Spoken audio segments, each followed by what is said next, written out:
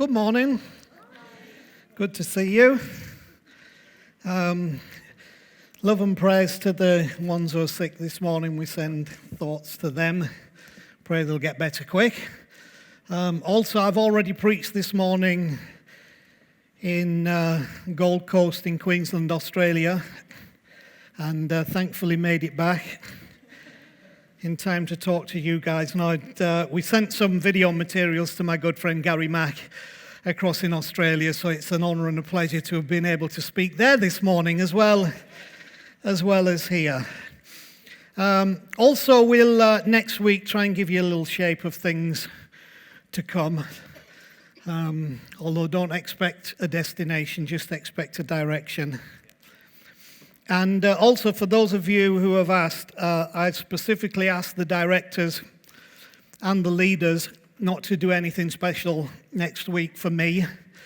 If you want to know the reason why, it's because I don't need superfluous expressions of affection like a funeral for the dearly departed. This is the affection that I need. So without being unkind, people coming out of the woodwork to say thank you who couldn't be bothered to turn up for this, I'm not interested. Okay, so that's part of my reason, like it or not. But let's get to today. It was good to see this video that Danny put up last week of the discovery of Ernest Shackleton's ship, the Endurance. Of course, we know Ernest Shackleton because he's the inventor of the high seat chair, as well as making that long trip to the South Pole. You have to be of a certain age to get that, don't you, Jenny? But in watching this, I echo Dan Snow. Yes, his name really is Dan Snow, and they really were in the Antarctic among the snow, and I didn't plan that. That's his real name. But I echo Dan Snow when he said, when you've worked towards something for so many months or years, in the case of some of the people on this ship, you forget what it is you're actually working towards sometimes. It gets lost in the detail. So when you actually see it, the thing you've given up so much for, people have left families behind, they've sacrificed in so many ways, but when you see it, you say, I can't believe we've done this. We realized we had something big on our hands. We realized this was going to reach far beyond the people who cared about Shackleton and history. This was going to go all over the world, and it was going to inspire people. I found the story of this inspiring. I learned about Ernest Shackleton from the Hotspur Annual. Anybody remember annuals? Some of you looking like, an annual what? You know, we didn't have the internet, we didn't have any of the search engines, and so we bought comic book annuals at Christmas, and we got our information from those. Bible stories as well, which was great.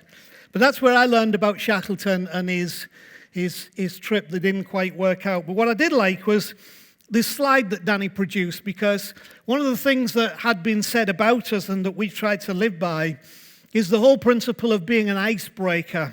You know, icebreakers, if you look at this, make a path through the ice for others to follow.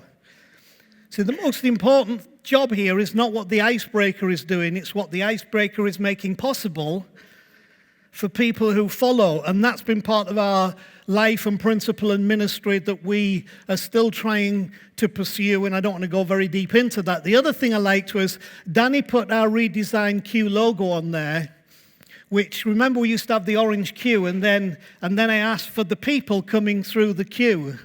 And that's because I began to realize that Q, it wasn't so much about who came to it as it was who came through it. And so that's not just a fancy logo, it actually is speaking a message of who we have been and who we are, because it's not so much about coming to Q as it is passing through Q on the journey, just like the icebreaker, making a way for others. Now, the truth is I've always been a challenger of the status quo. However, I began to think in recent times, what should one do when there's little or no quo left to be challenged? And that's part of my reason for my movements at this time, is that I think that I and we have challenged the status quo that we wanted to challenge in the context of our background, our religious understanding, our perceptions of God. And so I don't think there's a lot of quo in the sense of what I can challenge here that is actually static within this place. So it's time to move on from there, and I'm not the person to do that, because that's not what rings my bell. I'm a challenge the status quo person.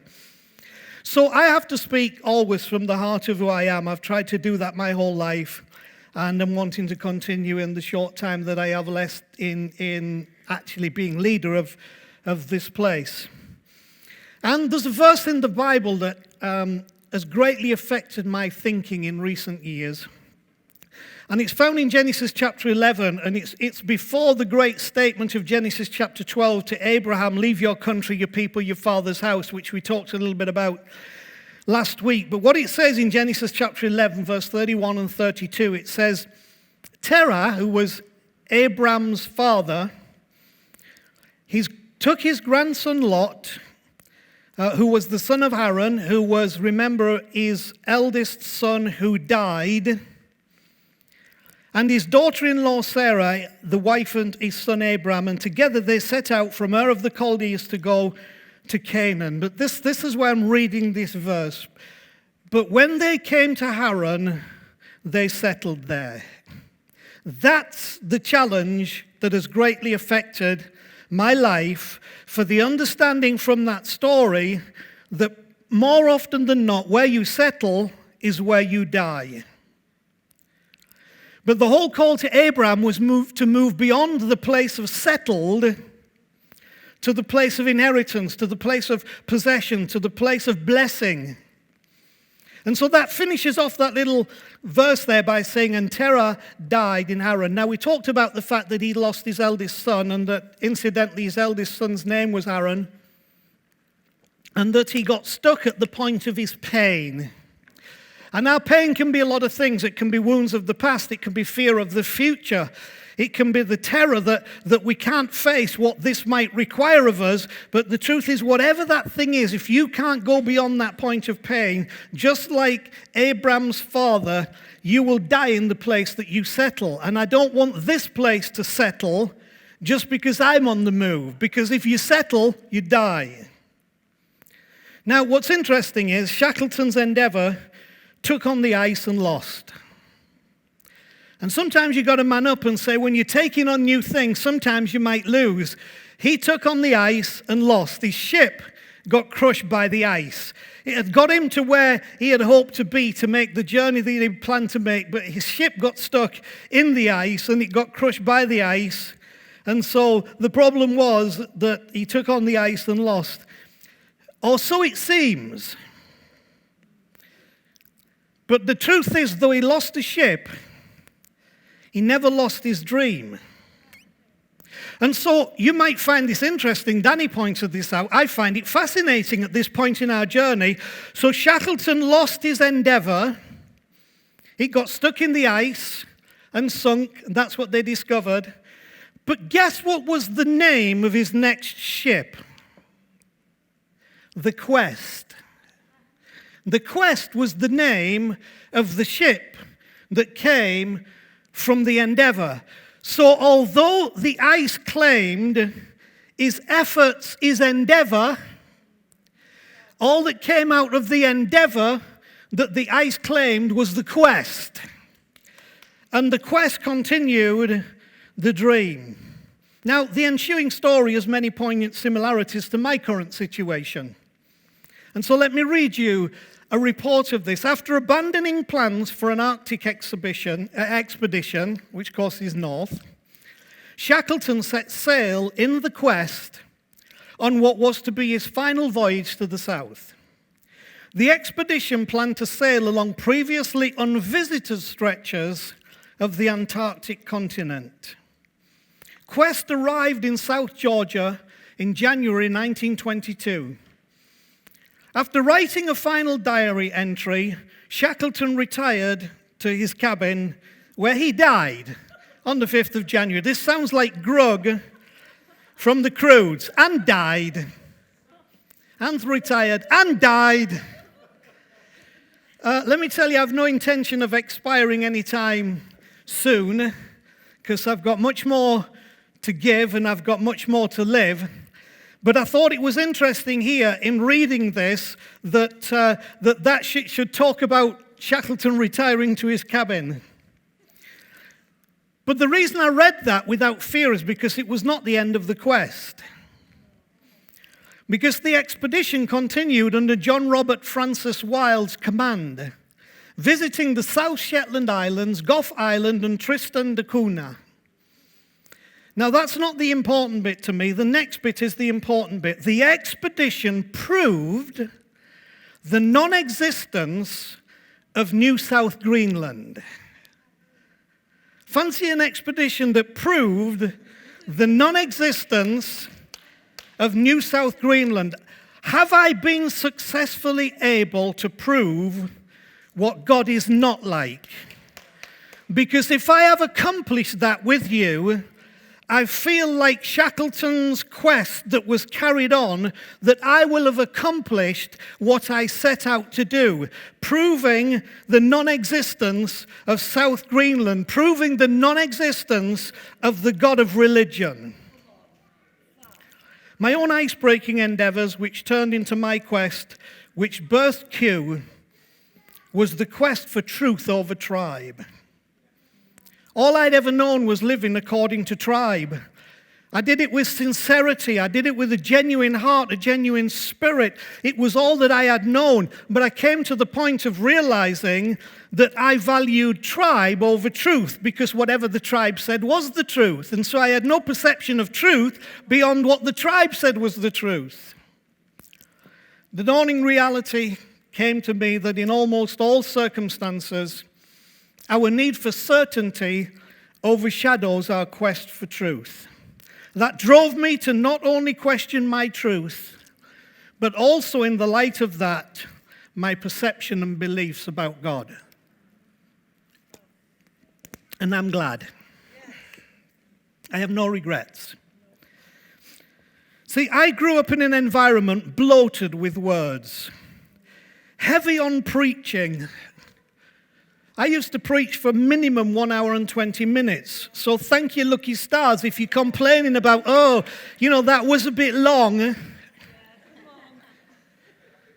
Oh, we had to sit and listen for 3 10-minute slots.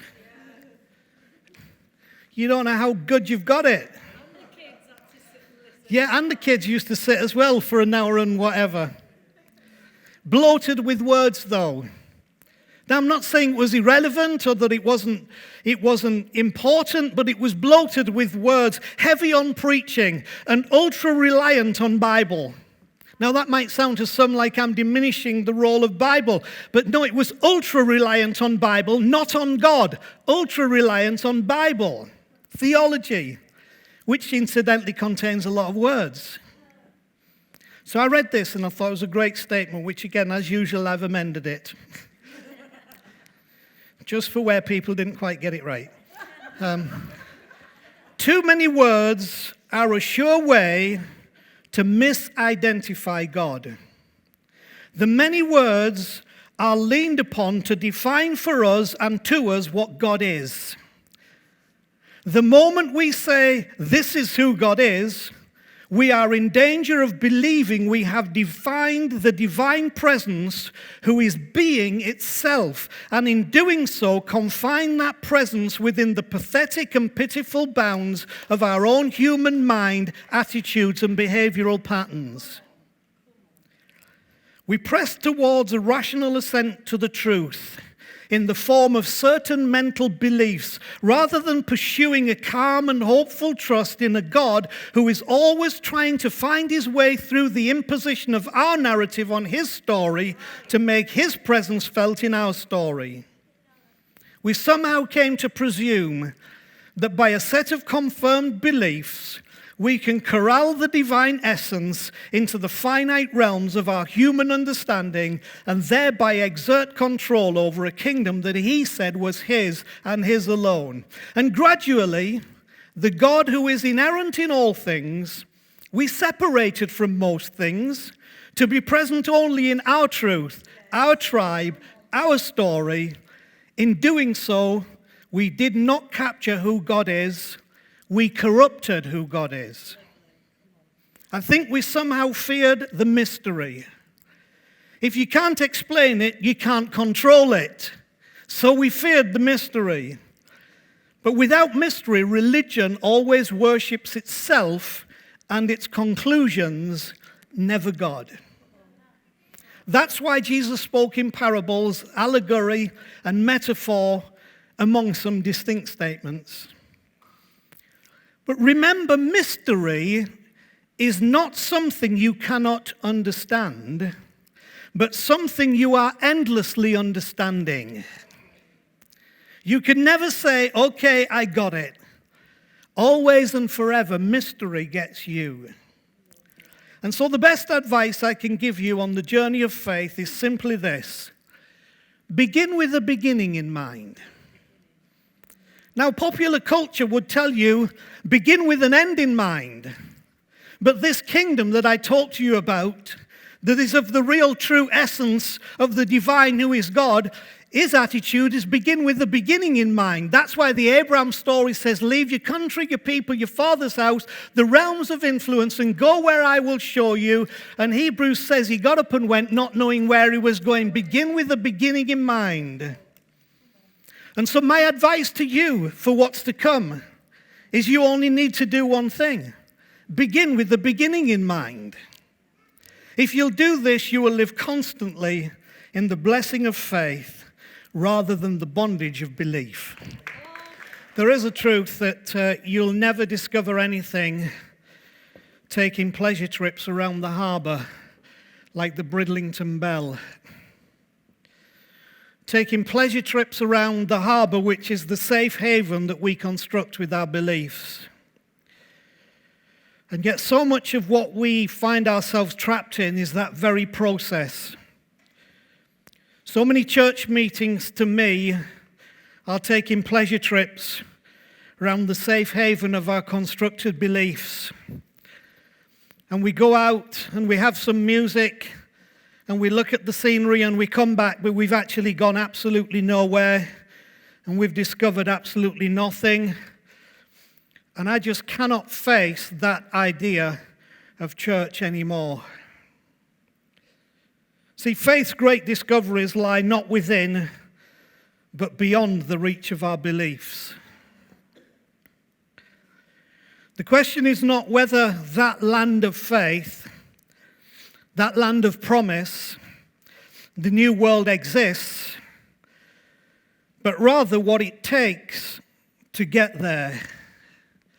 And that's the challenge facing you and I. Not whether what we have looked for exists, but what will it take to get there? Just like with the ancient story of Abraham, speaking to ancient peoples, puts it like this. By faith, Abraham, when called to go to a place he would later receive as his inheritance, obeyed and went, even though he did not know where he was going. By faith, he made his home in the promised land like a stranger in a foreign country. He lived in tents, as did Isaac and Jacob, who were heirs with him of the same promise. For he was looking forward to the city with foundations, whose architect and builder was God. That's the Bible's phraseology from the life of Abraham to convey this principle about getting to the land of faith, the land of promise. So Walter Raleigh, who is very interesting, our first video covered the guy who invented the Shackleton's high seat chair, and we've now got the guy who invented the bicycle, for those of you again who are old enough. So Walter Raleigh, please don't kids write that in your paper at school, you know, who invented the bicycle. So Walter Raleigh invented the bicycle. So Walter Raleigh describes to his queen what it takes and what it feels like to engage in the quest for a new world. Here's what he said. There is fear. I can associate with that. But what is it? Fear of the immensity. I don't have fear of devils or a Satan or a hell or enemies working against me. What I have feared is the immensity. And the more that I have allowed myself to move from tribe to truth, the more I have been gripped by the fear of immensity, because what I was now facing I could not control, and I could not put within the bounds of what I had already conceived as beliefs. But now, probably for the first time truly in my life, I was being drawn out in that journey of faith that leaves country people and Father's house. The fear of immensity. And many of you have felt that, and many have left us because of that. He said, you must drive that fear down. Deep into your belly. Now, the Bible has a phrase that it doesn't translate as well into English, but really in the Hebrew it means the bowels. Now, not the poopy bowels. You know, your bowels are not just your poopy bit. Your bowels are really the whole essence of what processes everything that comes from your stomach. It's that huge intestinal thing. They are the bowels, and the Bible talks about bowels of mercy. It means when you feel something down in the deepest part of you that's moving in you and moving through you. And so when he talks about driving that fear down to the deepest part of your belly, that's where you got to drive it. Now, incidentally, that's where love originates, in that deep place. And it's interesting that it should be noted that John, the apostle, wrote, perfect love drives out fear. So that place we've got to go is the place of love. Now, my great challenge has been with some of the frustrations, and I've had them, the disappointments, and I've had them, the contentions, and I have had them. My problem has been when I have begun to lose my love for what I do, when I began to lose my love for what I was about, because circumstance pressed in and I was too disappointed, too disillusioned, and at times so desperately hurt and heartbroken, those were the times when that's had to be driven down to the place where love can drive out the fear of the immensity of this thing. Then watch your compass. Get your direction and pray for a fair wind and hope. I can tell you this thing takes a lot of hope. Pure, naked, fragile hope. I've told you before, I believe hope is the forgotten child of the Holy Trinity of progress. The Holy Trinity of progress is faith, hope, love. Love, hope, faith. We talk about love, we talk about faith, but so many people don't understand the role of hope. But you need to understand, where there is no hope, there cannot be no faith. And where there is no love, there will never be any hope. But it's love that gives hope, and hope is the raw material that faith grabs a hold of to allow us to make the movements that we need to make to go where we need to go. And then the things you're looking for appear. At first, there's nothing more than a haze on the horizon. I love this phrase. You dare to let yourself believe. It's funny, isn't it, that when things are nothing more than a haze on the horizon, you have to dare to let yourself believe. Everything inside of you is saying it's been a long ocean. It's been lonely, it's been difficult, but you have to dare yourself to believe. And then I love the way that even in contemporary films and various things, the principle of the third day comes up. He says the first day, the second day, and then on the third day. Well, if that doesn't strike you as being resurrection, if that doesn't strike you of what the biblical narrative about the crucifixion of Jesus is all about, it was all about hitting that third day, the resurrection, pushing down the fear, driving out the fear with love, watching the compass, the fair wind, the hope, and then on the third day, it says, then you see it, land, life, resurrection, coming out of the vast unknown, out of the immensity into new life. That is the new world. And it's a true adventure looking for it. I love what Queen Elizabeth responds. I like your immensities. It's my prayer, my hope, my desire, my longing that you would say, Anth, I like your immensities. Your ocean is an image of eternity, I think. Such great spaces make us small. That's what we're afraid of. Such great spaces make us small. Such great revelations make us small. Such great perceptions make us small. And we don't want to be that. But the question within the quest is, do we discover the new world, or does the new world discover us? I believe the new world finds us if we will let it. Several years ago, in fact a lot of years ago now, more than I probably care to remember, I woke up one morning, then went back to sleep, and I began to dream. And in my dream, Connie and I were walking down a tree-lined avenue, and as we exited the avenue and I looked up, I saw the most phenomenal sight.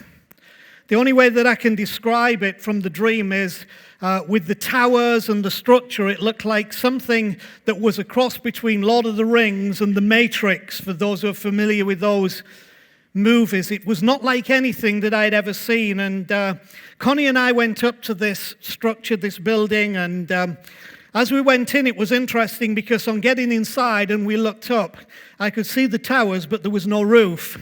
And it was very evident that this building, this structure was unfinished, but it was very unconventional. In fact, it was unconventional by design. And I woke up from that dream. It's one of those dreams you just remember every little detail of it. I walked into the kitchen, I put on the TV.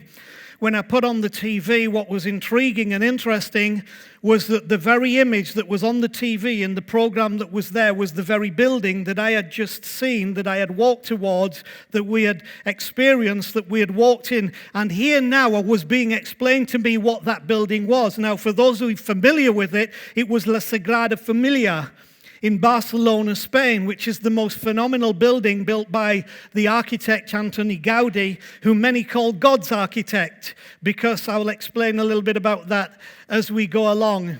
But this building was real. It wasn't just manufactured in my dream.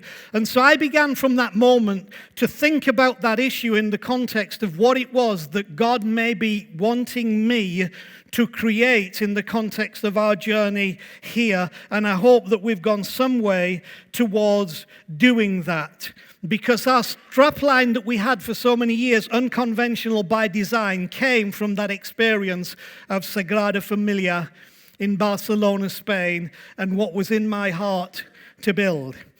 And so you wonder about whether God speaks to people. Well, God speaks to me a lot. He doesn't always speak to me. Well, in fact, I don't think he has a deep booming voice. I've never heard any deep booming voice, and one could argue, I don't know if I've heard a voice. Sometimes I think I have, but whatever's happened, it's always been clear, and it's always been very poignant and very true and very real. Something's very specific. But what was interesting is, subsequent to this dream, Chris and I felt, well, obviously the next thing to do would be to go to Barcelona and see the building for ourselves, which we did. And what was interesting as we climbed the towers on what was the original creation facade of Sagrada Familia, we suddenly looked at the wall, and what we saw on the wall was this: Chris and Anth. Can you see that? Chris and Anth. Can you believe it? Barcelona, Spain, straight after that dream, we're in the building wondering, is this a God thing and is this a good thing? And Chris and I are there in this tower looking at this graffiti. We didn't do it incidentally, right? Just in case you're thinking, well, you did that. We both stopped and just looked at it and were staggered because we knew that something about this Sagrada Familia principle was going to be very important and very critical to what would be the ongoing life of who we are now, which was rock, became rock, and became Q. And so I wanted to show you just a little video of what has been happening with Sagrada Familia and the construction, and then I'll pick up my talk immediately after this. Now that's what it will finally look like in 2026. When somebody decided it should be finished, when Gaudi's original dream was taken and other architects have become involved and taken over the project. Now, what's interesting about the project is it has 4 facades, but every facade is different. It has different materials. It just is not consistent in the way that we would understand consistency, and yet the whole of it was designed to tell a story. Some have called it the Bible in stone, the story of God in stone. Very interesting. However, here is my problem. I don't think it should be finished. See, Gaudi finished his work before the building was finished. And then others have carried it on, but I think some of the spirit of the building was missed. You see, because once Sagrada Familia is finished, it will become a monument, not a project. Now, it already to a degree has become a monument. But to Gaudi, it was always a project because God was always a project. You cannot come to the end of defining what is the story of God. You can't express it fully. And I just wonder whether Gaudi would have been happier to see his great project left unfinished because it said more about the God who Gaudi was trying to communicate than it would do with all the beautiful architecture, because then you turn it into a monument and not a project. And we are always at risk of turning what we are building into a monument instead of a project. This was never meant to become a monument. It's supposed to be an ongoing project, and I pray that it's never finished.